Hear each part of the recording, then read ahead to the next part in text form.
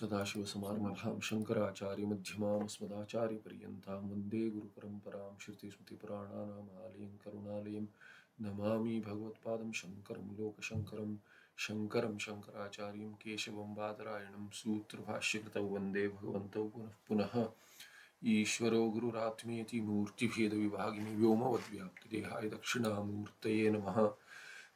श्री चिद्घन गणेशाय नमो मह्यं सुखनित्यं सुप्रकाशं व्यापकं नामरूपयोः अधिष्ठानं बुद्ध्यबोध्यं बुद्धेर्दृक्यत्व निर्मलमुपारं सर्ववेदान्तवेद्यं प्रत्यक्ब्रह्म तदेव अन्नमत्तोऽन्यदिति मे निश्चिता मतिः। गुरुभ्यो नमः।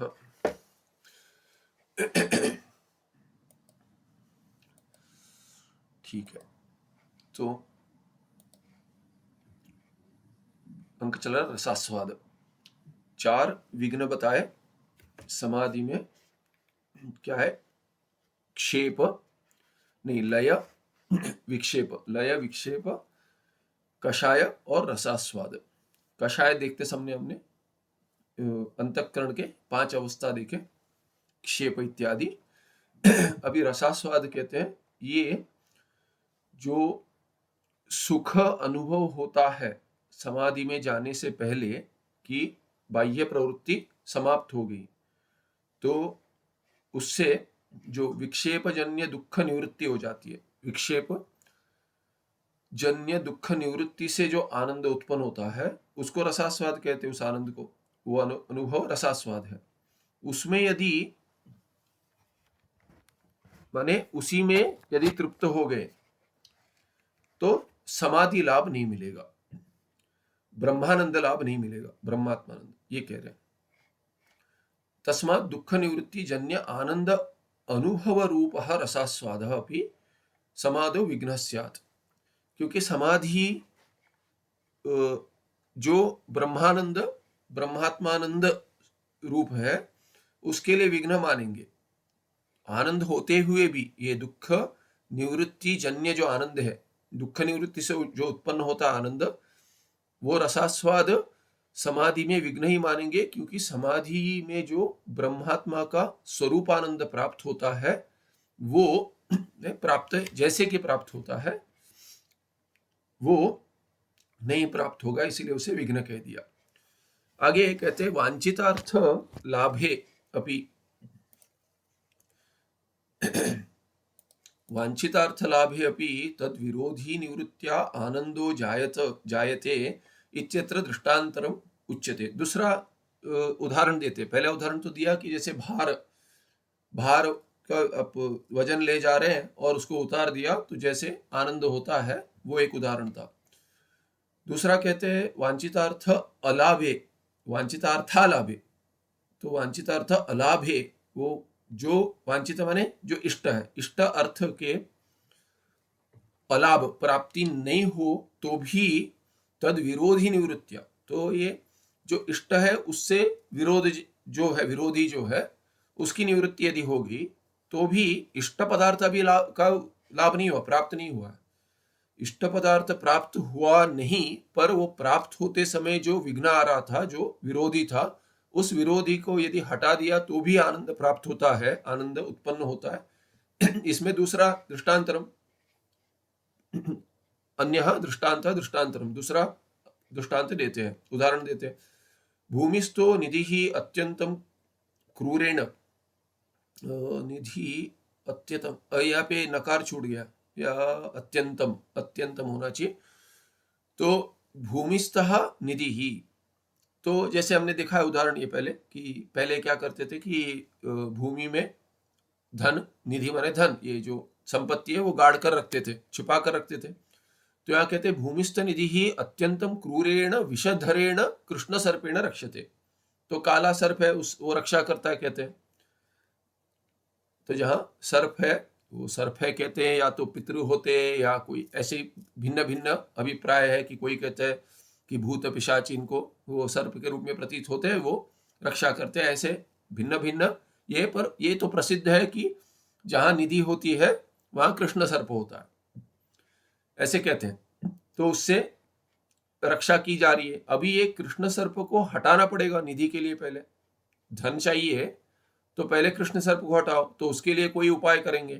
तो ये कृष्ण सर्प को हटाया तो ये विरोधी था, विघ्न था निधि के लिए, भूमिस्थ निधि प्राप्त करने के लिए।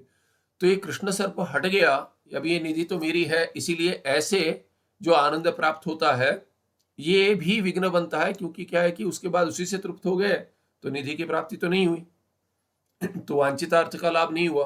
तो ये उदाहरण है। तत्प्राप्त है प्राक, की तत्प्राप्ति माने ये भूमिस्थ निधि, तत् उसके प्राप्ति से पहले ही प्राक तत्प्राप्ति प्रतिबंधस्य सर्पस्य, ये कृष्ण सर्प क्या है, उसके प्राप्ति का प्रतिबंध है। उसकी निवृत्ति, निवृत्त्या अपि, उसकी निवृत्ति से भी, निवृत्त्या अपि आनंदो जायते, आनंद तो उत्पन्न होगा। अरे हटा दिया कृष्ण सर्प, बड़ा काम हो गया, अभी तो क्या है कि बस निधि लेनी है निधि लेनी है माने वो अभी है, भूमि में है, वहां पे कृष्ण सर्प को हटा दिया, बस उतना ही हुआ है, फिर भी बड़ा काम हुआ। कहते सर्प निवृत्ति जन्येन आनंदेन एव अलम बुद्धि ही सन, तो सर्प निवृत्ति हो गई, इससे जो उत्पन्न हुआ आनंद, उस आनंद से ही अलम बुद्धि, अरे बस हो गया, हटा दिया ना, बस बड़ा काम हो गया। ऐसे ही अलम बुद्धि माने बस पर्याप्त है, पर्याप्त बुद्धि। सन ऐसा होकर, निधि लाभ उद्यम यदि त्यजति, ये अलम बुद्धि कौन है, अलम बुद्धि ये बुद्धि नहीं है, अलम बुद्धि बहुरी है, जो निधि के लाभ के लिए, वांछितार्थ निधि थी, तो उसके लिए जो प्रयत्न कर रहा है, उसने कृष्ण सर्प हटा दिया, तो वो जो व्यक्ति है वो अलम बुद्धि है, माने अलम इति बुद्धि यस्य, अलम इति बुद्धि यस्य पुरुषस्य स अलम बुद्धि, और ऐसा अलम बुद्धि होकर, सन होकर, निधि लाभ उद्यमम यदि त्यजति, तो निधि लाभ के लिए अभी ठीक है, कर लेंगे कभी, सर्प तो हट गया, कर लेंगे कभी, सर्प फिर आ जाएगा, सर्प फिर आ सकता है। तो कहते हैं कि ये सर्प को हटा दिया पर लाभ तो नहीं हुआ ना, तो कहते हैं अभी आज इतना पर्याप्त है, अभी आगे देख लेंगे, क्योंकि अभी तो सर्प नहीं है, उसके बाद गाड़ कर निकाल लेंगे। उसके लिए यदि उद्यम नहीं करेगा, प्रयत्न नहीं करेगा, प्रयास नहीं करेगा, तदा क्या हो जाएगा, निधि लाभ जन्य परमानंद प्राप्ति न स्यात् तस्य, वही इष्ट था, तो परमानंद तुल्य है कि निधि लाभ जो है वो नहीं हुआ, उससे जन्य जो परमानंद होता वो तो नहीं हुआ, नहीं होगा, स्यात् तस्य नहीं होगा। तद्वत् अत्र अद्वैत ब्रह्म रूप महानिधि ही देहादि अनात्म पदार्थ प्रतीति रूपेण विक्षेप सर्पेण आवृतो वर्तते। तो अभी दार्ष्टान्तिक में तुल्यता बता रहे, तद्वत् अत्र ब्रह्म रूप महानिधि, ये ब्रह्म रूप परमानंद रूप जो है ये महानिधि है, निधि नहीं है, महानिधि है कहते। और माने ये यही संपत्ति है, पुरुषार्थ है, एक ही पुरुषार्थ है, परम पुरुषार्थ है। या तो ये देहादि अनात्म पदार्थ प्रतीति रूपेण, अभी विक्षेप सर्पेण आवृतो वर्तते, ये विक्षेप सर्प क्या है, उसका स्वरूप क्या है, कहते हैं देहादि अनात्म पदार्थ प्रतीति, उसका रूप क्या है, स्वरूप देहादि अनात्म पदार्थ की प्रतीति होना, अपनी प्रतीति न होना और अपनी प्रतीति देहादि के रूप में होना और बाहर अनात्म पदार्थ के रूप में होना, और उसमें क्या विक्षेप हो जाता है, यही विक्षेप है, उसी को विक्षेप कहेंगे, विक्षेप सर्पेण, यही विक्षेप रूप सर्प है, तुल्य कर दिया कृष्ण सर्प क्या है, विक्षेप ही सर्प है, उदाहरण में जो कहा था, उससे आवृतो भवति वर्तते, तो आवृत हो जाता है, क्या क्या आवृत हो जाता है, क्या आवृत हो जाता है, निधि आवृत हो जाते हैं, निधि, निधि अभी इसमें स्त्रीलिंग में कहेंगे हिंदी में, और विधि, समाधि, निधि, ये सब देखना पड़ेगा कि ये की प्रत्यांत होगा, समाधि और ये तो है निधि, ये क्या हो जाएगा, विधि और समाधि, जैसे ही निधि शब्द लग रहा तो की प्रत्यांत होगा, तो पुल्लिंग होगा संस्कृत में, क्योंकि तद्वत अत्र अद्वैत ब्रह्म रूपः महानिधि, रूपः करके पुल्लिंग में किया है, निधि की प्रत्यांत है, समाधि और विधि जैसे निधि, तो ये स्त्रीलिंग नहीं है, मति जैसा स्त्रीलिंग नहीं है, पर हरि जैसा पुल्लिंग है, पर हिंदी में क्या कहें, निधि कहेंगे तो स्त्रीलिंग हो जाएगा, हिंदी में स्त्रीलिंग है, जैसे समाधि भी स्त्रीलिंग है। तो ये आवृतः वर्तते, महानिधि ही आवृतः वर्तते विक्षेप सर्पेण, ये विक्षेप सर्प से, देहादि अनात्म बुद्धि से, महानिधि क्या है, ब्रह्म रूप, अद्वैत ब्रह्म रूप जो अपना स्वरूप है वो आवृत है, आवरण हो गया उसके ऊपर। विक्षेप रूप सर्प निवृत्त्या अपि अवांतर आनंद रूप रसास्वादो भवति। जो कहते हैं विक्षेप रूप सर्प के यदि निवृत्ति हो गई, उसके बाद भी क्या हो जाएगा, उसके बाद तुरंत बाद ही क्या हो जाएगा, अवांतर आनंद रूप रसास्वाद होगा। अवांतर माने इससे भिन्न, ब्रह्मानंद से भिन्न। जैसे श्रुति में क्या है कि महावाक्य होता है और अवांतर वाक्य होता है। महावाक्य जो है वो तात्पर्य है, और अवांतर वाक्य है कि उससे हटके जो है तो उसी के लिए है, पर अवांतर वाक्य है। यहाँ पे क्या है कि उससे भिन्न है। ये आनंद क्या है, आनंद तो है इसमें भी, जब ये विक्षेप हट जाता है तभी भी आनंद प्राप्त होता है। तो ये अवांतर आनंद है, परमानंद आनंद से भिन्न है, ये परमानंद नहीं है, इसीलिए इसको रसास्वाद कह दिया। और रसास्वाद विघ्न है, विघ्न भवति। अयमेव च निधि रूपे अद्वैत ब्रह्म प्राप्ति जन्य परमानंद लाभे विघ्न इत्युच्यते। तो इसलिए इसको रसास्वाद को विघ्न कह दिया, चतुर्थ विघ्न समाधि के लिए, क्योंकि समाधि क्या है, परमानंद लाभ रूप है, उसमें बाद आ गया, विघ्न आ गया। तो अयमेव च निधि रूपे, ये निधि, ये परम, ये महानिधि जो कह दिया, महानिधि परमानंद अद्वैत ब्रह्म प्राप्ति जन्य होगा। अद्वैत ब्रह्म प्राप्ति, प्राप्ति माने प्राप्त से प्राप्ति, ज्ञानेन। तो ये ब्रह्म की प्राप्ति नहीं होगी, ब्रह्म अपने से भिन्न नहीं है, इसलिए प्राप्ति इव प्राप्ति, ये प्राप्ति वास्तविक प्राप्ति नहीं है, प्राप्ति ही इव प्राप्ति। और ब्रह्म प्राप्ति अद्वैत, पर ये कैसा ब्रह्म, ऐसा नहीं कि ब्रह्मलोक या कोई कहीं वैकुंठ में या कैलाश में है, ऐसा नहीं है। अद्वैत ब्रह्म प्राप्ति, ये स्वरूप जो है अद्वैत ब्रह्म है, अपने से भिन्न कहीं पहुंचना नहीं है। अद्वैत ब्रह्म प्राप्ति जन्य, उससे उत्पन्न होता परमानंद, केवल आनंद नहीं है, अवांतर आनंद नहीं है, परमानंद है। ये परमानंद लाभ में विघ्न हो गया, इसलिए विघ्न इति उच्यते रसास्वाद को। अथवा रसास्वाद के बारे में और दूसरा पक्ष बता रहे, सविकल्पक समाधि अनुष्ठान उत्तरम निर्विकल्प समाधि प्रसिद्ध्यति। तो पहला क्या पक्ष हो गया कि विक्षेप समाप्ति को ही, विक्षेप समाप्ति से ही जो उत्पन्न होता है आनंद, अवांतर आनंद, उसको कह दिया रसास्वाद। वो समाधि में विघ्न बनता है। सविकल्पक समाधि, निर्विकल्पक समाधि, दोनों में विघ्न बनता है, क्योंकि निर्विकल्प तो सविकल्प के बाद लगेगी। तो सविकल्प समाधि में रसास्वाद कौन सा है, ये विक्षेप समाप्ति से उत्पन्न हुआ आनंद है, उसको रसास्वाद विघ्न कह दिया। दूसरा पक्ष क्या कहते हैं कि सविकल्पक समाधि का आनंद जो है ना, उसी को रसास्वाद कह दिया, निर्विकल्पक समाधि में विघ्न बनता है। तो वो कह रहे सविकल्प समाधि अनुष्ठान उत्तरम। तो सविकल्प समाधि तो लग गई, क्या क्या स्वरूप है इसका, त्रिपुटी का भान हो रहा है, त्रिपुटी का भान हो रहा है, वही सविकल्पक समाधि, और किसी का भान नहीं हो रहा है। विषय है ब्रह्म ही, किंतु ध्याता, ध्येय और ध्यान, ये इन त्रिपुटी का भान हो रहा है। तो सविकल्पक समाधि अनुष्ठान के बाद उत्तरम, बाद क्या हो रहा है, निर्विकल्पक समाधि प्रसिद्ध्यति, उसके बाद ही निर्विकल्पक समाधि लगेगी। सविकल्पक समाधो त्रिपुटी प्रतीयते, यहाँ तो त्रिपुटी का भान हो रहा है, प्रतीति हो रही है। अतएव सोपाधिकायम समाधि इति वक्ष्यते, इसीलिए इस समाधि को क्या है, सोपाधिक, उपाधि के साथ है। क्या है उपाधि, त्रिपुटी उपाधि है, उपाधि के साथ ही माने समाधि लगी है, और इसीलिए ये अंग है, अष्टांग में 8वां अंग है। अष्टांग योग में सोपाधिक समाधि या सविकल्पक समाधि ये अंग है, अंगी है निर्विकल्पक समाधि, उसी के लिए है। वही क्या कहते हैं, वांछितार्थ है।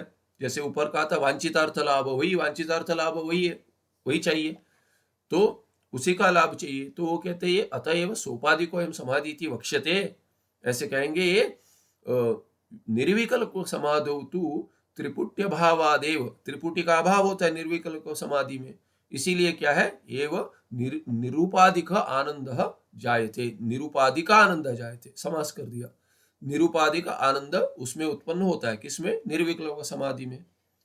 इत्थम सविकल्प समाधि आरंभ दशायां सोपाधिकः सविकल्प समाधि आनंद अपरिहार्यतया अनुभूयते। तो इस प्रकार से क्या होता है, जब ही ये क्रम बता दिया कि त्रिपुटी का भान होते हुए जो समाधि लगती है वो सविकल्पक समाधि है, वो उपाधि के साथ है, क्योंकि त्रिपुटी है वहां पे, वही उपाधि है, तो सोपाधिक समाधि है। ये साधन है, अंग है, साध्य अंगी निर्विकल्पक समाधि के लिए, जिसको कहेंगे निरुपाधिक, वहां के वहां त्रिपुटी का भान नहीं होता, त्रिपुटी का अभाव होता है, ऐसे कह दिया। अभी ये जो अंगी साध्य है, उस निर्विकल्पक समाधि के लिए सविकल्पक समाधि साधन होते हुए भी यदि सविकल्प में ही तृप्त हो गए, उसमें आनंद प्राप्ति होगी। तो कहते इत्थम सविकल्प समाधि आरंभ दशा, जब ये समाधि लगती है तो लगते लगते आनंद उत्पन्न होने शुरू हो जाता है। तो कहते हैं वो तभी सोपाधिक सविकल्प का समाधि आनंद, ये आनंद उत्पन्न होगा। सविकल्प का समाधि लग रही है तभी आनंद उत्पन्न होना शुरू हो जाएगा, और ये आनंद रहेगा जब तक सविकल्पक समाधि है। तो ये अपरिहार्यतया, ऐसा नहीं कह सकते कि ये आनंद नहीं उत्पन्न होगा, आनंद तो होगा ही होगा, क्योंकि विषय ब्रह्म है और ब्रह्म माने अपना स्वरूप है, उससे भिन्न कोई इच्छा नहीं रही, किसी बाह्य विषय में प्रवृत्ति नहीं हो रही है, अंतर प्रवृत्ति भी नहीं हो रही है। बाह्य प्रवृत्ति क्या, बाह्य विषय में या अंतर विषय में प्रवृत्ति नहीं हो रही है, अंतःकरण उसमें जा नहीं रहा है। तो क्या है कि अंतःकरण शांत होकर केवल एक विषय लेकर बैठा है। जब ये एक विषय लेकर बैठा है, वो विषय क्या है, उसका स्वरूप क्या है, घटाकार मठाकार वृत्ति तो नहीं बन रही है, वहां पे तो ब्रह्माकार वृत्ति बन रही है, न कोई राग द्वेष है, क्षेप इत्यादि नहीं है उसमें। इसीलिए क्या कहते हैं, अभी ब्रह्म का स्वरूप जो आनंद है वो विषय ही प्रतीत होगा उसमें, उसी का प्रतिबिंब शुद्ध हो, शुद्ध अंतःकरण में उसका प्रतिबिंब शुद्ध होगा, स्पष्ट होगा, तो आनंद का भी प्रतिबिंब होगा, इसीलिए आनंद का ही अनुभव होगा, त्रिपुटी के साथ होगा। अब ये अपरिहार्यतया, इसलिए इसका परिहार क्या, आनंद नहीं आए पर समाधि लग जाए, ऐसा नहीं होगा। ब्रह्म विषय में समाधि, कोई भी विषय में समाधि लगे तो भी क्या है, वो आनंद उतना देगा ही, इधर तो अधिक मिलेगा, क्योंकि वो स्वरूप ही उसका आनंद है, विषय का स्वरूप आनंद है, इसीलिए मेरा ही स्वरूप है, मुझे छोड़कर कुछ और है ही नहीं। केवल इतना ही कि वृत्ति में भेद बन गया कि मैं ही जैसे तीन बन गया हूं, ये समझ नहीं आ रहा अभी, पर मैं ही जैसे तीन बन गया हूं, ध्याता भी मैं हूं, ये तो मुझे पहले से पता है कि मैं ध्यान लगा रहा हूं। तो समाधिस्थ कौन हूं, मैं हूं, ध्याता अभी समाधिस्थ हो गया। ध्येय विषय क्या है, समाधि का विषय क्या है, ब्रह्म है, वो मैं हूं, फिर भी मुझे वह भी भिन्नता भान नहीं हो रही है, पर दो वृत्तियां अलग ब्रह्म की बनी है, जिसमें क्या है कि एक में कर्तृत्व आ गया है, ध्यातृत्व आ गया है, और दूसरे में ध्येयत्व है। तो ऐसे विषय बन रहा है, वो अभी त्रिपुटी है, सूक्ष्म है पर है, वो है, उसका भान हो रहा है। लगता है कि अरे ये ब्रह्म मैंने प्राप्त कर लिया, ब्रह्म मैं ही हूं, अपने को कैसे प्राप्त करूंगा, ये उसमें लीन हो गया, बुद्धि नहीं चल रही है, इसलिए विचार नहीं कर सकता। ये विचार के बाद, ये विचार लीन होने पर समाधि लगी है, इसमें तो विचार संभव नहीं है अभी। इसीलिए क्या है कि अरे ये दोनों एक है, इसी के साथ ही समाधि लगी है, पर ये दोनों ऐसे भेद भी थोड़ा जैसे रह गया है, भेद नहीं है, पर क्योंकि वो महावाक्य से ही लगी है, फिर भी क्या है कि ये ध्येय विषय ब्रह्म है, और मैं ध्याता, ब्रह्म होता हुआ भी मैं ध्याता हूं, ऐसे एक बुद्धि और ध्यान, एक क्रिया चल रही है, ऐसे भान हो रहा है सूक्ष्म। इसीलिए आनंद तो विषय का प्राप्त होगा ही अपरिहार्यता, क्योंकि अंतःकरण है, अंतःकरण जब तक होगा तो यत्किंचित भेद होगा, यत्किंचित भेद होगा प्रतीति होते हुए, इसीलिए क्या है कि आनंद का अनुभव कर रहा है, इसी को रसास्वाद कहेंगे, अनुभूयते स एव रसास्वाद इत्युच्यते, इसी को रसास्वाद कह दिया। तो ये रसास्वाद अभी क्या होगा, निर्विकल्पक समाधि में बाधा करेगा। तस्माद् विक्षेप निवृत्ति जन्य आनंद अनुभव वा सविकल्पक समाधि आनंद अनुभव वा रसास्वाद इत्युच्यते। इसे रसास्वाद के दो लक्षण बता दिए, एक क्या है, विक्षेप निवृत्ति जन्य आनंद, उसका अनुभव होना, और दूसरा क्या है, सविकल्पक समाधि आनंद का अनुभव होना। देखिए रस तो आनंद है, रस आस्वाद जो है ना वो अनुभव है, रस का सेवन करना, तो आनंद, आनंद ही रसास्वाद नहीं कह रहे, आनंद तो रस है, रसो वही सह करके कहते हैं, वो तो ब्रह्मानंद है। पर ये कोई भी विक्षेप होता है, उसके निवृत्ति से जन्य जो आनंद है वो हो गया रस, और उस आनंद का अनुभव या रस का अनुभव के रस आस्वाद, रस का सेवन करना। वैसे ही सविकल्पक समाधि में आनंद जो है वो रस है, और उसका अनुभव क्या है, आस्वाद, इसलिए रसास्वाद कह दिया उसको। ये दो हो गए रसास्वाद, ये दोनों क्या है, समाधि में बाधक बनते, पहला बनेगा सविकल्प में बाधक, दूसरा बनेगा निर्विकल्प में। सद्विविधोपि रसास्वाद निर्विकल्पक समाधि ज परमानंद अनुभव विरोधित्वाद विघ्नो भवति। अंतिम तो देखिए कि क्या वो सविकल्पक समाधि में ही बाधा करेगा, जो विक्षेप निवृत्ति से उत्पन्न हुआ आनंद का जो आस्वादन है, किंतु लक्ष्य तो निर्विकल्प समाधि है। इसीलिए दोनों विघ्न किस में हो रहे, अंगी में हो रहे, साध्य में हो रहे। साधन में बात करता है पहला वाला अष्टम साधन में सविकल्प समाधि में, पर सविकल्पक समाधि ध्येय नहीं है। ध्येय तो माने लक्ष्य नहीं है, लक्ष्य तो अंगी है। साध्य क्या है, वो साध्य नहीं है, साध्य है निर्विकल्पक समाधि। इसलिए दोनों द्विविधा भी रसस्वाद जो है, दोनों प्रकार के जो रसास्वाद है वो निर्विकल्पक समाधि ज माने जन्य, उससे उत्पन्न परमानंद अनुभव जो है उससे विरोधी होने के कारण विरोधित्वा विघ्न भवति। दोनों प्रकार के रसास्वाद जो है वो निर्विकल्पक समाधि के पर जो निर्विकल्प समाधि से उत्पन्न होता है परमानंद जो उत्पन्न होता है, उसमें उसके अनुभव में विरोधी होने के कारण विघ्न कह देते हैं। अतः स परित्याज्य है वो, इसलिए रसास्वाद विघ्न होने से विघ्न का त्याग करना चाहिए। एवं निर्विकल्पक समाधु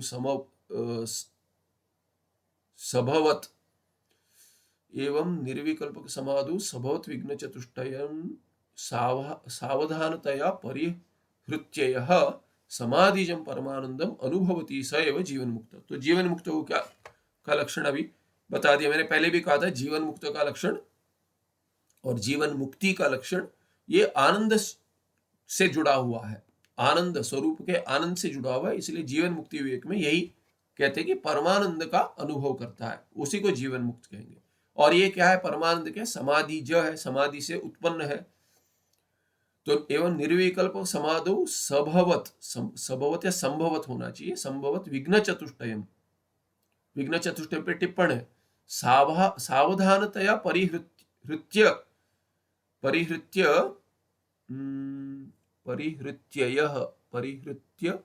ये का त्रुटि है, क्या त्रुटि है देखी नहीं मैंने। परिहृत्य यहाँ पे एक ही होना चाहिए, परिहृत्य समाधिजम परमानंदम। यहाँ यह नहीं, या तो परिहृत्य यह कर देंगे, यह कर देंगे, इसको अलग कर देंगे। ये परिहृत्य यह नहीं है, परिहृत्य यह अलग है। तो कहते हैं जो परिहार कर क्या परिहार कर ये सविकल्प का समाधि में जो समभवत माने ये उत्पन्न जो हुआ है, क्या उत्पन्न हुआ है, विघ्न चतुष्टय। जो विघ्न चतुष्टय संभव है, संभव जो है संभव है उसको सावधानता माने सतर्क होकर परिहार करता है। और कर क्या परिहृत्य 11th है, यह समाधिजम परमानंदम अनुभवती। जो परमानंद का अनुभव करता है वही जीवन मुक्त है, कह दिया। तो इस पे टिप्पण क्या है विघ्न चतुष्टय में। तो विघ्न चतुष्टय हमने देखा है, तो इसमें फिर भी विघ्न चतुष्टय कहते हैं क्या, अखंड चित्स्वरूप अवगाही चित्तवृत्ते निद्रा रूपो लय विघ्न प्रथम। ये देखा हमने, लय विक्षेप कषाय और रसास्वाद, ये चार देखे। तो यहाँ टिप्पणकार इस बार पहली बार देखा है कि आगे टिप्पण दे रहे हैं कि ये हो गया है, मूल में आ गया, उसके बाद दे रहे। ये तो आगे चलते हैं, पर इस बार पीछे चल रहे थोड़ा। तो कह रहे अखंड चित स्वरूप अवगाही, जो प्राप्त करता है उसको विषय बनाता है। तो अखंड चित स्वरूप को जो विषय बनाता है वैसी चित्तवृत्ति, अवगाही माने विषय बनाता है, विषयी। जो अखंड चित स्वरूप जो है हमारा, चित स्वरूप जो खंडित नहीं हुआ है, वैसे स्वरूप को जो विषयी बनाता है वो चित्तवृत्ति जो है बनाती है। हिंदी में कहेंगे जो चित्त की वृत्ति है वो क्या, निद्रा रूप लय विघ्न प्रथम। उसको क्या कहेंगे, निद्रा रूप लय है वो। अखंड अवगाही चित्तवृत्ति निद्रा रूप, हाँ वो चित्र वैसे ही है अखंड चित स्वरूप को। क्योंकि ये क्या है कि लय जो है कि वो निद्रा कभी लगी, कहते हैं कि ये चित्तवृत्ति की निद्रा हो गई, ये चित्तवृत्ति निद्रा में चली गई। वो वृत्ति है तो विषय है अखंड चित स्वरूप, उसका अवगाही माने उसका विषयी, उसकी विषयी चित्तवृत्ति, विषयिणी चित्तवृत्ति है। वो विषयिणी चित्तवृत्ति जो है वो उसका निद्रा रूप लय होना, माने उसी वृत्ति का लय हो जाना, निद्रा में नींद लग जाना, तो उस लय को विघ्न, उसको लय रूप विघ्न कहते हैं। लय हो जाना, रूप लय, निद्रा, निद्रा को लय कहते हैं, और वही पहला विघ्न है। तस्याः विषयांतर अवलंबन रूप विक्षेप विघ्न द्वितीय। ये द्वितीय विघ्न कौन सा है? विक्षेप। विक्षेप क्या है? उसका रूप क्या है? कहते अवलंबन रूप। किसका अवलंबन कर रहा है?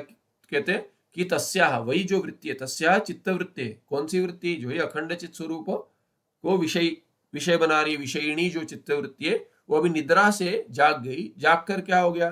तस्याः विषयांतर, अभी उसका वो अभी अखंड चित्त स्वरूप अवगाही नहीं बनी।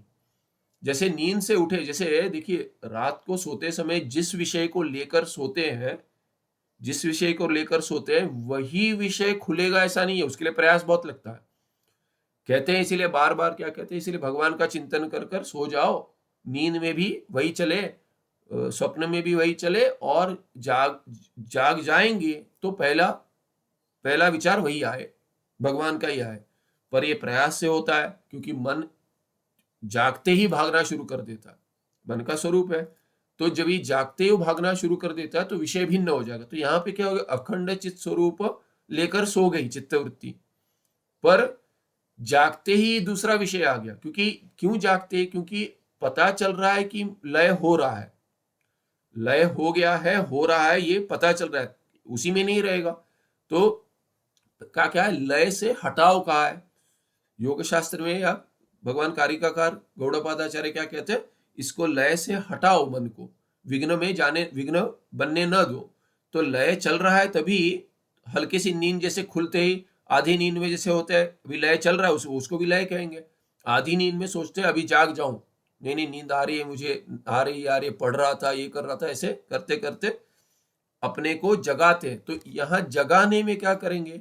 अभी अखंड चित्त स्वरूप विषय बनेगा ऐसा नहीं है, उसको लेकर लय हो गया, पर जगाते समय दूसरा विषय ले लिया, ऐसा होगा। तो विषयांतर अवलंबन रूप विक्षेप विघ्न, उसी वृत्ति का, उसी वृत्ति को अभी लय से बाहर लाने के लिए, निद्रा से बाहर लाने के लिए प्रयास जब भी कर रहे, तभी दूसरा विषय ले लिया, उसका आलंबन लेने से विक्षेप आ गया। तो निद्रा से तो बाहर आ गए, पर अखंड चित्त स्वरूप में वृत्ति नहीं, अखंडाकार वृत्ति नहीं बनी, ब्रह्माकार वृत्ति नहीं बनी, इसीलिए इसको विक्षेप रूप द्वितीय विघ्न कह दिया।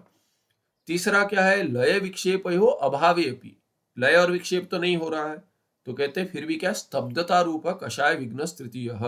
स्तब्धता माने लय भी नहीं हो रहा है, विक्षेप भी नहीं हो रहा है, दूसरा विचार नहीं, बल्कि मन में कोई दूसरा विचार नहीं चल रहा है, प्रयास तो कर रहा है, और नींद भी नहीं आ रही है, पर ऐसी स्तब्धता हो गई ना कि जैसे जड़ हो गया है, कि क्या हो रहा है पता नहीं, बाहर वृत्ति नहीं जा रही है और नींद भी नहीं आ रही है। कहते नींद आ रही है, नहीं तो पढ़ाई करो ऐसे कर, पढ़ाई नहीं हो रही। बच्चे को कहते, जैसे बच्चे को कहते पढ़ाई करो, खेलना है, कहते विक्षेप नहीं, खेलना नहीं है।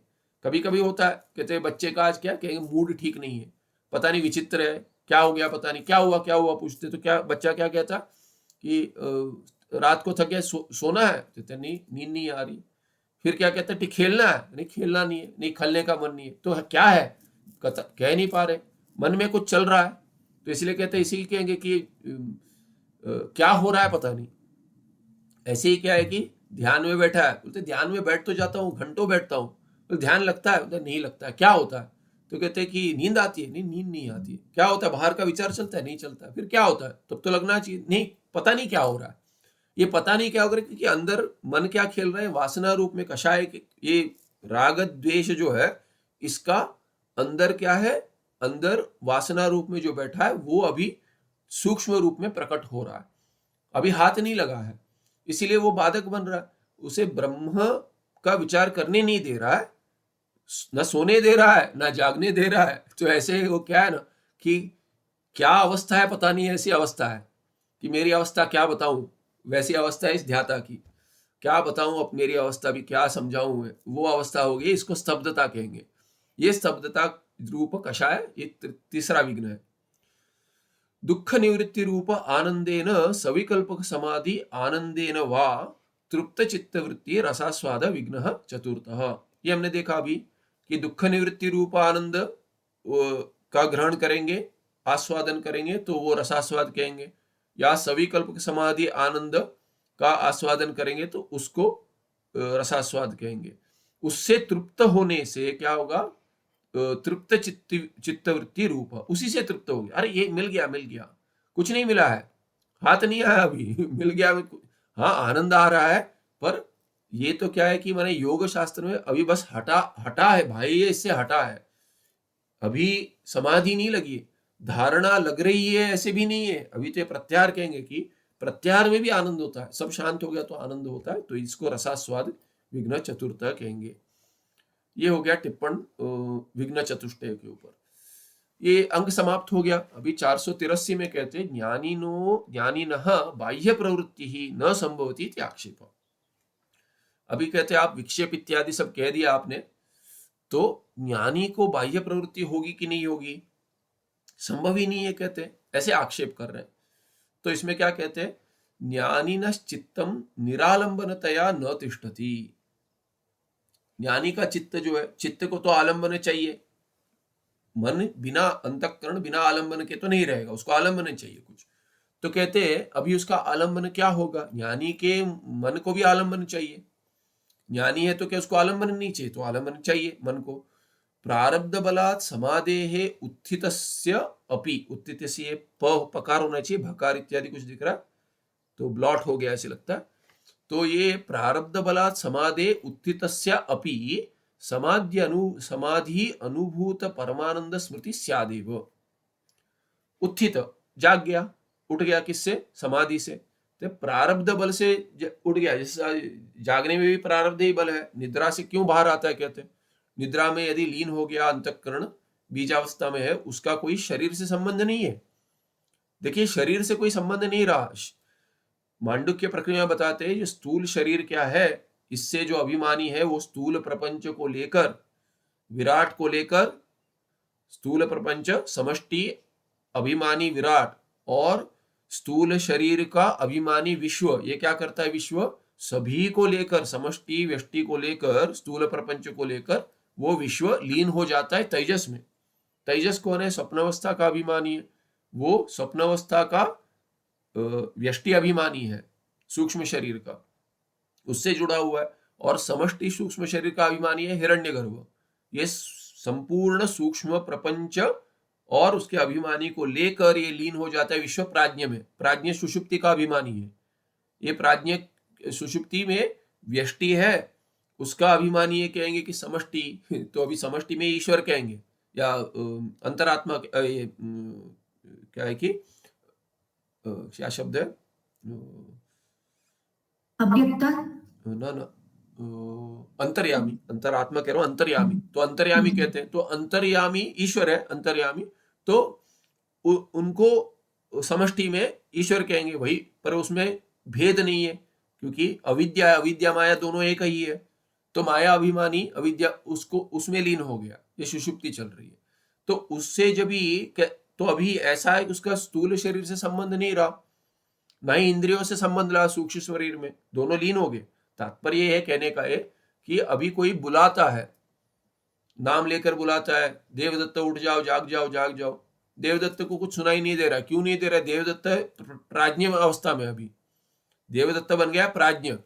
ये बुला रहा है किसको? देवदत्त कौन है? देवदत्त है वो विश्व, विश्व को जगा रहे, विश्व को बोल रहे उठो उठो, क्योंकि स्वप्न में वो विश्व रहे नहीं रहे, वो तो तेजस बन जाता है। उसको देवदत्त नाम हो नहीं हो, स्वप्न में कोई भी नाम हो सकता है। देवदत्त भी हो सकता है और कोई यज्ञदत्त भी हो सकता है, स्त्री भी हो सकता है, पक्षी भी हो सकता है, नाम भी नहीं हो सकता। पता नहीं क्या होता है स्वप्न में, क्या स्वप्न देख रहा है। पर यदि वो स्वप्न नहीं देख रहा है, स्वप्न देख रहा है, तो भी उसका संबंध नहीं है देवदत्त के साथ। बुला रहे, सुनाई नहीं दे रहा, क्योंकि उसकी इंद्रियां भी लीन हो गई स्वप्न में, दूसरी इंद्रियां चल रही है वहां। तो इसलिए देवदत्त बुलाने से जागना तो नहीं चाहिए इसको, स्वप्न में हो तो भी जागना नहीं चाहिए, और सुषुप्ति में है तो भी जागना नहीं चाहिए। उसका कोई संबंध नहीं है। क्या संबंध है उसका? स्थूल शरीर के साथ कोई संबंध नहीं रहा, सूक्ष्म में भी उसका इंद्रियों के साथ संबंध नहीं है, और जागृत में तो वैसे भी नहीं है। तो देवदत्त करके पुकारने से, बुलाने से नहीं जाग रहा है, तो क्या करते? शरीर को हिला देते ऐसे, या तो ऐसे टैप देकर पटक के कहते ऐसे कि छूकर जगाते हैं। तो जगना तो नहीं चाहिए, क्योंकि देवदत्त को जगा रहे, शरीर को जगा रहे, शरीर तो है ही नहीं उसे, प्राज्ञावस्था में है, तो क्यों जागता है, ये प्रश्न है। इस पर बहुत विचार हो चुका है, पर कोई सहज उत्तर नहीं मिलता। कोई कहते हैं कि ये अवस्थाएं बदलती रहती हैं, तो बीच में संपर्क हो जाता है, या तो वो बीज अवस्था में उसका संबंध फिर भी लेकर ही सोता है। जैसे जैसे आप कुएं में उतर रहे हैं, कोई यदि किसी ने या तो देखा होगा या कई फिल्मों में देखा होगा, वास्तविक देखा हो तो और अच्छा है। कुएं में उतर रहा है तो कोई कोई बिना रस्सी के उतरते हैं, कोई रस्सी लेकर उतरते हैं। तो बिना रस्सी के उतर तो उसको रस्सी छोड़नी पड़ती है, या वो ऐसे ही छोटा एक कुआं है तो करते चढ़ते हैं वैसे। तो अभी कुएं में रस्सी लेकर उतरा है, रस्सी लेकर उतरा है, वो रस्सी को लेकर बाहर आएगा, तो रस्सी है, रस्सी खींचने से उसको पता चलेगा आ रहा है करके। तो ऐसे कोई संबंध लेकर ही सोता है, बीज अवस्था ऐसे कहते हैं। पर वास्तविक क्या है कि उसका प्रारब्ध समाप्त हो गया, तभी वो नींद में गया, तभी वो कुएं में उतरा है। सुषुप्ति में प्राज्ञ कभी बना, उसका स्वप्न और जो जागृत का प्रारब्ध है वो समाप्त हो गया, तभी उसको नींद लगेगी, प्राज्ञ बनेगा। तो प्रारब्ध जब भी फिर से शुरू हो जाएगा फल देने, तब ये जाग जाएगा। वो प्रारब्ध कोई देवदत्त बुलाता है वैसे हो, या कहीं कोई लाउडस्पीकर चला दिया, या स्वप्न आकर जैसे गिर रहा है ऐसे होता है, अनुभव होता है गिर रहा हूं, स्वप्न टूट जाता है, जागृत में आते हैं। या कोई पटक के या कुछ गिर जाए उसके ऊपर, कुछ भी हो सकता है। कैसे कैसे जागते हैं वो पता नहीं, या तो लघु शंका लग जाती कि उड़ जाओ तो ऐसे, तो कुछ भी हो सकता है कि जागृत अवस्था में लाने के लिए प्रारब्ध बल से वो खींच लेता है आपको, वो सुषुप्ति के सुख का अनुभव करने नहीं देता। तो इसीलिए कहते हैं वैसे ही समाधि में है, प्रारब्ध बलात् समाधे उत्थितस्य। क्यों वो समाधि में गया, क्यों बाहर आया, कहते प्रारब्ध बलात्। प्रारब्ध नहीं, प्रारब्ध अभी शुरू हुआ है फल देने के लिए, तो वो खींच कर लेकर आएगा समाधि से। प्रारब्ध शेष है, कहाँ समाधि लगा रहे हो, बाहर आओ, अभी भोग है, वो सुख हो दुख हो जो भी हो उसका भोग अभी जागृत अवस्था में ही करना है, इसीलिए खींच लेगा। समाधि उत्थितस्य अपि, ये अभी जो समाधि लगाकर ध्यान कर रहा है ये योगी, समाधि से बाहर आया, उसे क्या है, यद्यपि वो समाधि से बाहर आया, समाधि अनुभूत परमानंद स्मृति से आदेव, उसे स्मृति है, क्योंकि अनुभव किया उसकी स्मृति होगी। अरे अब स्वप्न जैसा नहीं कि स्वप्न क्या चल रहा था पता नहीं, स्वप्न से अभी सीधे उठ गए तो स्वप्न स्मरण रहता है, बाकी कभी कभी बहुत सारा स्वप्न स्मरण नहीं रहता। यहाँ पे क्या है कि उसका आनंद का अनुभव हो रहा है, और आनंद का अनुभव होते ही वो बाहर आया, उसकी स्मृति है। स्मृति अभी ये वासना छोड़ जाएगी, स्मृति है तो बहुत दिन के बाद भी स्मरण करेगा तो ऐसा आनंद था, ये स्मरण आएगा। यदि बुद्धि ठीक चल रही है, यदि चित्त ठीक चल रहा है तो आएगा, स्मरण आएगा। तो यह कहते हैं तस्माद उत्थान समय अपि ज्ञानिनः चित्तम न निरालंबम भवति। निरालंब तो नहीं है, वहां पे भी वो उत्थित समय में भी उसको ब्रह्मानंद की स्मृति को लेकर जागेगा, बाहर आएगा, उत्थित होगा। यहाँ पे न दो था, एक काट दिया मैंने, चित्तम न निरालंबम भवति। यहाँ पे भी है, उसको भो कर दीजिए। भोजन आदि प्रवृत्तिरपि ज्ञानिनः केवलम प्रारब्ध कर्म जन्या एव। तो अभी कहते हैं ये जो प्रारब्ध बल से समाधि से बाहर आ रहा है, वो ज्ञानी तो प्रारब्ध बल से समाधि से बाहर नहीं आ रहा है केवल, वो तो क्या है कि उस भोजन आदि भी कर रहा है, पर्यटन कर रहा है, वो भी प्रारब्ध कर्म जन्य ही है। प्रवृत्ति जो है भोजन आदि, भोजन जो भी ज्ञानी की प्रवृत्ति है वो सभी क्या है, केवल प्रारब्ध कर्म जन्य है, ये पहले बताया है। तो अभी वो संदर्भ लेकर आकर इस पर आक्षेप करेंगे। तथापि भोजनादि व्यवहारेषु दुःखमस्ति इति ज्ञात्वा एव ज्ञानी प्रवर्तते। अभी वो प्रारब्ध कर्म जन्य है ठीक है, पर वो जानता है प्रारब्ध कर्म जन्य है, वो भी ठीक है, फिर भी वो प्रवृत्ति कैसे हो रही है, देखिए प्रारब्ध में है, करना नहीं, मुझे छोड़ दिया, जैसे कि कुछ छोड़ दिया है, नहीं करना है, पर प्रारब्ध में है, ज्ञानी को क्या होगा, तो वो कहेगा ये तो दुख देता था, पहले भी दुख दिया है, संसार में जो भी है, जो भी प्रवृत्ति है वो सभी दुख कारक है। अभी यहाँ कहता है तथापि भोजनादि व्यवहारेषु, कहता है भोजन मिलेगा, वहां पे जाना पड़ेगा, सबके साथ, मुझे लोगों के साथ मिलना नहीं, पर साथ में पंगत में बैठ के यदि भोजन करना पड़ेगा, कहते हैं ये सब दुख रूप है उसके लिए, क्योंकि वो चाहता है कि समाधि में बैठा रहूं, एकांत में समाधि में बैठा रहूं, उसको भोजन के लिए जाना, त्रिपुटी बनेगी ऐसी जो बाह्य विषय में बनेगी। ये सब करना, ये भी क्या है कि उसको पता है, ज्ञात्वा एव दुःखमस्ति इति ज्ञात्वा एव भोजनादि व्यवहारेषु, सभी भोजनादि व्यवहार में जो भी व्यवहार है ज्ञानी का, उसमें दुख तो है, कुछ नहीं है तो यत्किंचित दुख तो है।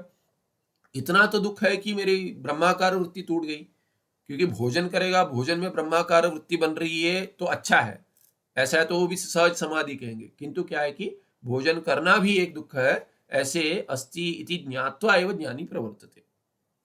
भोजन नहीं लीजिए, आदि पद से बाकी व्यवहार लीजिए, जो भी व्यवहार करना है, अरे अभी कौन आ गया अरे जो बाकी कहते हैं ना, अरे इस समय कौन आ गया, लोक में व्यवहार होता है, वैसे ज्ञानी के मन में अभी समाधि से बाहर आने में यही होता है, अभी कौन आ गया। ऐसे नहीं आए ऐसा नहीं है, पर क्या है कि ये फिर भी क्या है कि कुछ तो दुख है, क्योंकि ये नहीं लग रहा है। हाँ, जिसको सर्वात्म भाव हो गया वो तो भिन्न बात है, कि फिर भी क्या है कि विषय से बाहर ले जा सकता है, इसीलिए दुख है ये जानकर ज्ञात्वा एव ज्ञानी प्रवर्तते, उसमें प्रवृत्ति होता है। भोजनादि प्रवृत्तिरपि अस्य समाधि सुषुप्ति विरोधित्वेन, क्योंकि ये समाधि और सुषुप्ति का विरोध करता है भोजनादि।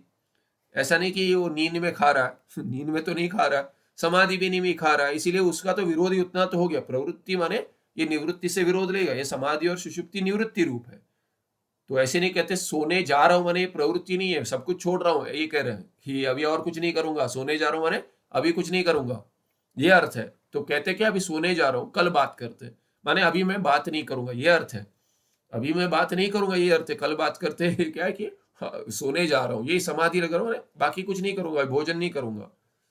तो भोजनादि प्रवृत्तिरपि अस्य समाधि सुषुप्ति विरोधित्वेन शरीर निर्वाहकतया प्रतीता खेद रूपा एव भवति। तस्य, यहाँ पे ये कॉमा के रूप में तस्य, तो ये जिसके लिए, यस्य जिसके लिए भोजनादि प्रवृत्ति भी क्या है, समाधि सुषुप्ति के विरोधित्वेन, ऐसे है। शरीर निर्वाहकतया प्रतीता खेद रूपा भवति, तो ये शरीर चलाने के लिए, शरीर चलाना है, ले जाना है, उठाकर ले जाना है। अभी शरीर जैसे कि मैं शरीर से भिन्न हूं, जहां जहां जाता हूं चला आता है, ऐसा ऐसे वाली स्थिति है उसकी। तो अभी तो संभालना है, जैसे बच्चा है पीछे पीछे जाता है, माँ को करना है, अभी खाना पकाना है, आगे पीछे आएगी, उसको देख के करना पड़े, वो पकड़ करिए, वो साड़ी पकड़ कर पीछे पीछे जाता रहता है, नहीं मैं माँ के साथ जाऊंगा। तो ऐसे ही शरीर पीछे जा रहा है, तो अभी देखकर कहीं तो काम करने नहीं, समाधि लगाने नहीं दे रहा, इसीलिए शरीर निर्वाहकता है, उसका उसकी भी देखभाल करनी है अभी से। तो शरीर को देखना है, तो कहता है ऐसे शरीर निर्वाहकतया प्रतीता खेद रूपा एव भवति। ये तो क्या है कि खेद, तो जैसे पहले दूरदर्शन में आता था कि कभी सिग्नल टूट जाता था बहुत बार, तभी तो वो ये चलता था, रुकावट के लिए खेद है करके आता था।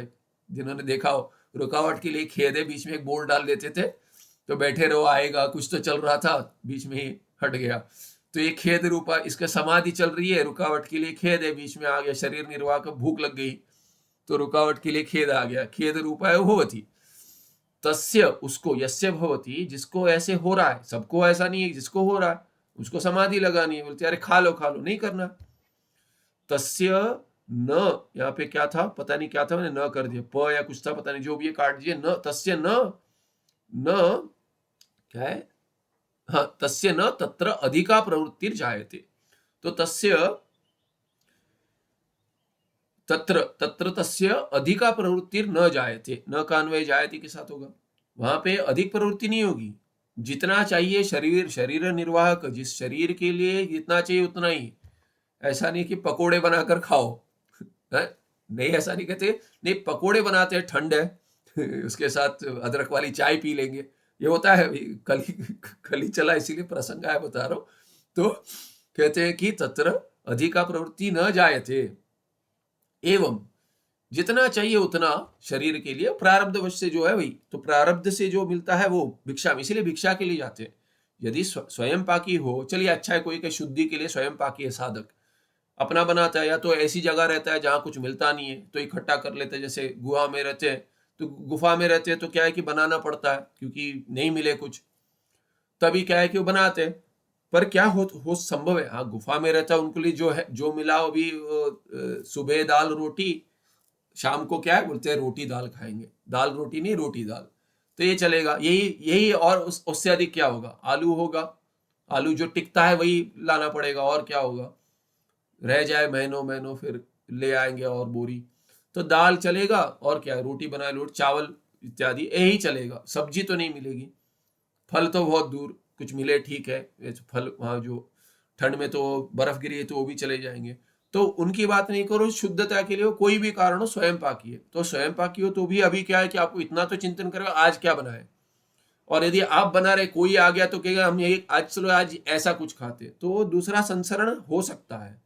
आश्रम में क्या है कि आप यदि नहीं कर रहे तो कुछ नहीं, भिक्षा में जाना है, लेना है, जो मिलता है ले लो, वैसे है। ये नहीं खाता, ये नहीं खाता कर सकते, पर ये चाहिए वो चाहिए नहीं कर सकते। तो इसलिए भिक्षा में वो एक ये है कि मन की प्रवृत्ति थोड़ी कम होती है, इसीलिए भिक्षा कहा गया।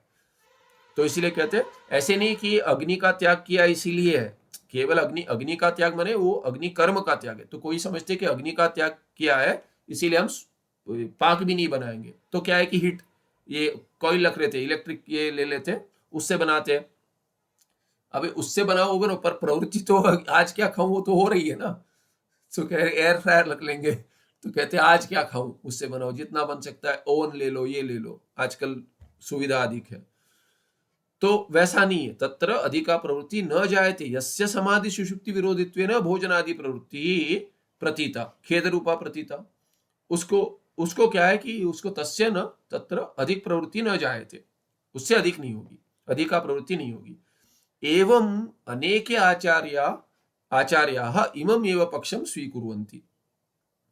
तो ये क्या कहते हैं, ये क्या कहते हैं कि भोजन आदि में केवल होगी प्रवृत्ति, बाकी नहीं होगी। क्या? प्रारब्ध वश से होगी, उससे अधिक प्रवृत्ति वो नहीं करेगा, उत्पन्न ही नहीं होगी कि ये करूं, इससे अधिक करूं, ये करूं, वो करूं, नहीं होगा।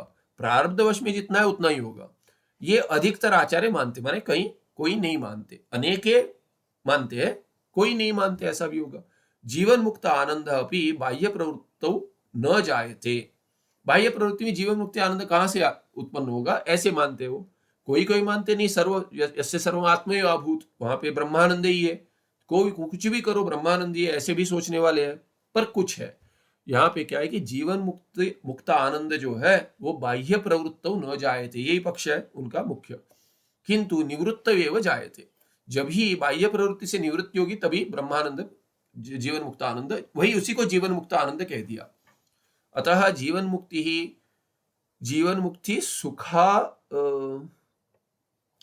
सुखारीन, सुखा अर्थी न, ये थ होना चाहिए, थकार होना चाहिए। जीवन मुक्ति सुखार्थी न ज्ञानी न बाह्य प्रवृत्ति रेव न स्यात्। तो यह लग रहा है थकार का ये गोल होना चाहिए यहाँ पे। तो जीवन मुक्ति सुख अर्थी न, तो जिसको जीवन मुक्ति का सुख चाहिए वही जीवन मुक्त है, वास्तविक जीवन मुक्त सुख मिल गया जिसको, जिसका वो अर्थी है, वो चाहता है कि जीवन मुक्ति का सुख मिले मुझे। कौन नहीं चाहता है? सभी चाहते हैं। तो ज्ञानी न बाह्य प्रवृत्ति एव न स्यात्, वैसे ज्ञानी को तो बाह्य प्रवृत्ति नहीं होगी, कह रहे हैं। ठीक है, ये हो गया एक, इसमें कोई टिप्पण तो नहीं दिख रहा, यहाँ पे दो है, 2 3 दोनों नीचे। तो अभी 484 में कहते हैं, ये जो चल रहा है ये पता नहीं, यहाँ से जो, हाँ यहाँ पे जो 465 से 483 तक जो आया, अंक आया, आवर्त आया, उनमें जो शंका आई उसका समाधान दे रहे हैं। ये सब शंकाएं आई भी, तो उसका 484 में उत्तर दे रहे, समाधान दे रहे। तो इतने आवर्तेषु कृत शंकाया समाधानम, कि जितने जितने शंका है उनका समाधान देंगे। तो थोड़ा बताएंगे क्या शंका थी, उसका उत्तर देंगे। ज्ञानिनः निरंकुश प्रवृत्ते प्रारब्धवशात् व्यवहार सिद्ध्यति इति तद्व्यवहार निवृत्तौ नियमः कर्तव्य इति शंका समाधानम। शंका का क्या समाधान है? ज्ञानिनः निरंकुश प्रवृत्ते है, उस शंका का क्या शंका है? ज्ञानी के अंकुश कोई न लगे, ऐसा वाला निरंकुश प्रवृत्ति हो, प्रारब्धवशात् व्यवहार सिद्ध्यति, ये जो कहा है कि इस प्रवृत्ति, जो प्रवृत्ति हो रही है वो माने निषिद्ध में नहीं हो रही है, निषिद्ध में न हो, निरंकुश प्रवृत्ति हो कि निषिद्ध में न हो। तो साधु साधु जैसे रहे, ऐसे ज्ञानी की प्रारब्ध वश से व्यवहार सिद्ध्यति होता है। इति तद्व्यवहार निवृत्तो, इति तद्व्यवहार निवृत्तो, उस व्यवहार की निवृत्ति में नियम बनाए। कर्तव्य इति शंका का समाधान, माने निवृत्ति के लिए भी कि ऐसे प्रारब्ध वश से व्यवहार होगा, उस व्यवहार से निवृत्ति होने के लिए कुछ नियम बनाए। देखा था ये पहले, शंका ये आई थी कि निवृत्ति के लिए नियम हो, विधि में नियम नहीं बोले, बोले कि उसको कोई कर्तव्य कर्म नहीं है, तो कहते उसमें नहीं है, तो निवृत्ति में उसको ये प्रारब्ध वश से व्यवहार होगा, और निरंकुश प्रवृत्ति के लिए प्रारब्ध वश से व्यवहार सिद्ध्यति, ऐसे जो है वो व्यवहार जो है व्यवहार से निवृत्ति के लिए नियम करे। निवृत्ति में नियम होना चाहिए, उसका तो पालन करे कि निषिद्ध निवृत्ति करे इत्यादि। ऐसे जो शंका है उसका समाधान क्या है? ज्ञानिनः निवृत्तौ अपि नियम सद्भाव उक्तिर असंगता, कि ऐसे नियमन करे कि ये ना करे वो ना करे, ऐसा नियम भी ठीक नहीं है। निवृत्ति के लिए भी नियम ठीक नहीं है, कहते असंगता। निवृत्तौ वा प्रवृत्तौ वा वेदस्य आज्ञा रूप विधि ही न ज्ञानिना अस्ति, तो ये निवृत्ति के लिए जो विधि है ना, वो भी विधि ही है ना, तो कहते दोनों ज्ञानी के लिए संभव नहीं है। ज्ञानी के लिए नहीं करे कि तुम सन्यास ले लो, ज्ञानी के लिए विधि नहीं हो सकती, वो सन्यास हो जाता है ऐसे। इसीलिए कि दो प्रकार के सन्यास है, एक ज्ञान के लिए, एक ज्ञान के बाद, दोनों है, पर इसको विधि करके नहीं कह रहे ऐसे। एक इनका पक्ष है ज्ञानिनः निवृत्तो अपि, निवृत्ति के लिए नियम सद्भाव, ये उक्ति ठीक नहीं है। क्यों? निवृत्तो वा प्रवृत्तो वा वेदस्य आज्ञा रूप विधि न ज्ञानिनः अस्ति, तो ज्ञानी के लिए वो आज्ञा रूप ये नहीं है, संभव नहीं है। निवृत्ति भी विधि है ना, प्रवृत्ति जैसे विधि है वैसे निवृत्ति भी विधि है, तो इसीलिए ये ठीक नहीं है। निवृत्तो वा प्रवृत्तो वा वेदस्य आज्ञा रूप विधि न ज्ञानिनः नास्ति, कोई भी विधि नहीं होती, ऐसे कह रहे, माने निषेध भी नहीं कर रहे। निषेध भी क्या है कि आज्ञा है, निषेध माने ऐसा मत करो, तो निवृत्ति में विधि, ऐसा मत करो, निवृत्ति में विधि हो गई, ये करो ये विधि है। और इसीलिए क्या है कि निषिद्ध जो है, निषेध जो है वो भी विधि रूप ही है, आज्ञा रूप है, कि ये मत करो, ये भी आज्ञा है, तो ऐसे वो संभव नहीं है। क्यों? क्योंकि ये तो कर्ता के लिए होगा ना, जो करता है उसके लिए आज्ञा होगी ये करो या ना करो, ये करता ही नहीं ज्ञानी, इसीलिए उसमें विधि संभव नहीं है, वो निवृत्ति रूप विधि भी संभव नहीं है, ऐसा कह रहे। तद व्यवहारे नियम अभावात ज्ञानी निरंकुशः, तो ये निरंकुश प्रवृत्ति हो इसीलिए निषेध में विधि हो, ऐसा नहीं है, माने निषेध में आज्ञा हो, ये भी नहीं है, क्योंकि वो निरंकुश प्रवृत्ति तो कैसे होगी? कहते तद व्यवहारे नियम अभावात ज्ञानी निरंकुश, इस पे टिप्पण है, कहते हैं ये ऐसे व्यवहार में नियम का अभाव होने से, ये करो वो करो, ये ना करो वो करो, ये होने से ज्ञानी निरंकुश है, उसका माने उसमें विधि का भी अंकुश नहीं लगेगा। यहाँ पे टिप्पण है, क्या कह रहे? विषय आनंद सातिशय आनंदत्वात् सांकुशः, माने अंकुश के साथ है। विषय आनंद अतिशय सातिशय है, अतिशय उससे भी अतिशय आनंद है, विषय में भिन्न भिन्न आनंद है, तो उससे भी अधिक आनंद होगा, उससे भी अधिक, और परमानंद तो ब्रह्मानंद तो अलग ही होगा, इसीलिए वो सांकुश है। और ज्ञानिनः आनंदस्तु ब्रह्मानंद भिन्नत्वात् निरंकुशः, तो कुछ करेगा तो उसका आनंद चला जाएगा, ऐसे अर्थ में लिए ये। तो निरंकुश क्या है? उसका आनंद। निरंकुश प्रवृत्ति का अर्थ लगाए यहाँ पे, निरंकुश प्रवृत्ति माने कुछ दुख के बिना हो गया। यदि वो निषिद्ध कर्म करेगा तो दुख मिलेगा, तो ऐसे अर्थ से क्या लेंगे? आनंद चला जाएगा, इसीलिए निरंकुश प्रवृत्ति नहीं होगी। समाधि में ले सकते हैं, निरंकुश प्रवृत्ति आनंद प्राप्ति नहीं होगी, तो उसके लिए कोई नियम बनाए तो कहते हैं वो भी नहीं है, क्योंकि विषय आनंद सातिशय होने से उसको सांकुश कहते हैं। और ज्ञानी न आनंदस्तु ब्रह्मानंद अभिन्नत्वात् निरंकुश, तो ज्ञानी की स्थिति ही निरंकुश है, तो उसमें नियम करे ये मत करो वो मत करो नहीं हो सकता, क्योंकि वो तो निरंकुश आनंद में ही है, तो उसकी स्थिति ही निरंकुश है, उसमें निरंकुश प्रवृत्ति के लिए नियम बनाए वो नहीं संभव है। ठीक है, ऐसे कह रहे हैं, तो ये समाधान हो गया।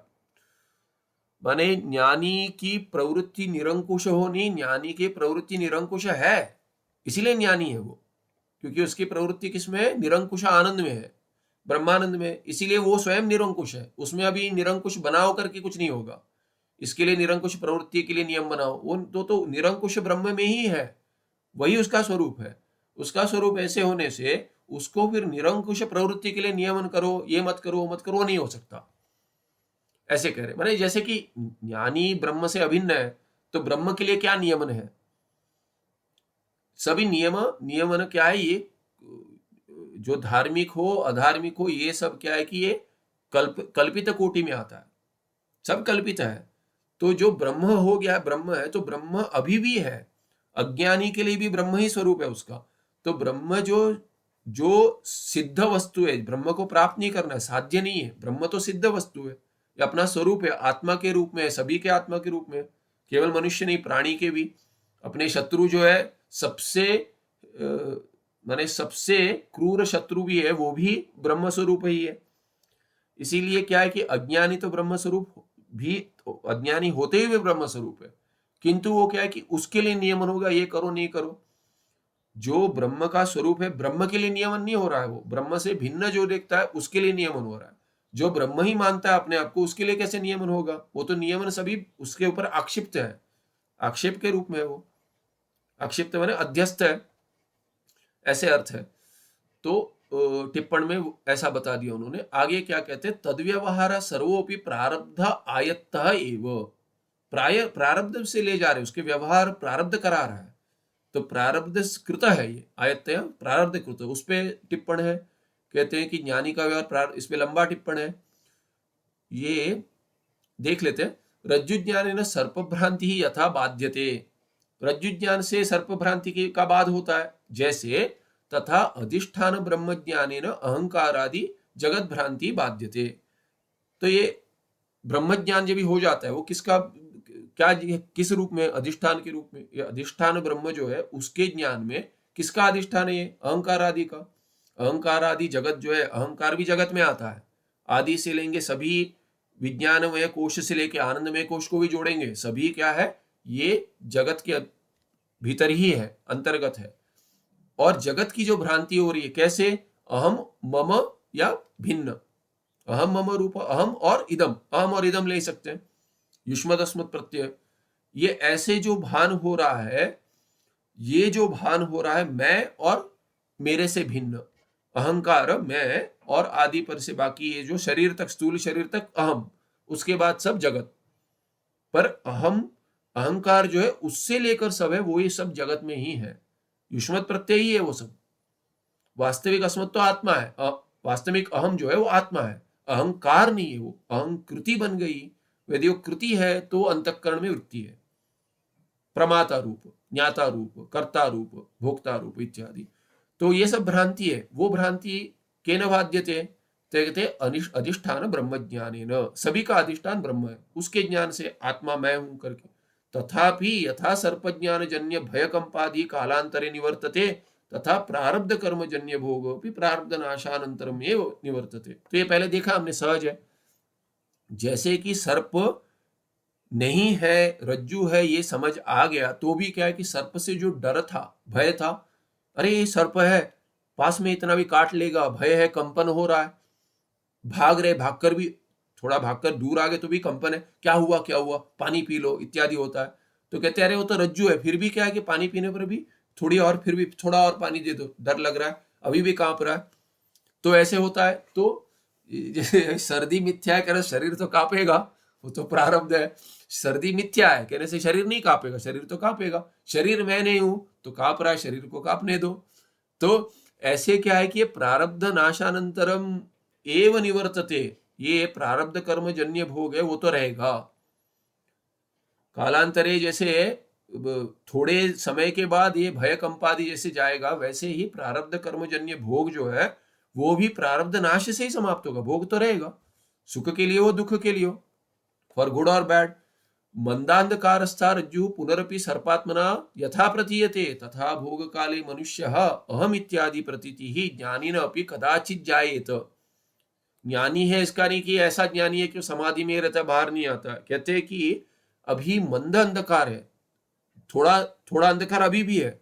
तो इसका अर्थ ये नहीं है कि अभी वो रज्जु सर्प नहीं दिखा तो नहीं दिखेगा, ऐसा नहीं है, फिर दिख सकता है कालांतर है।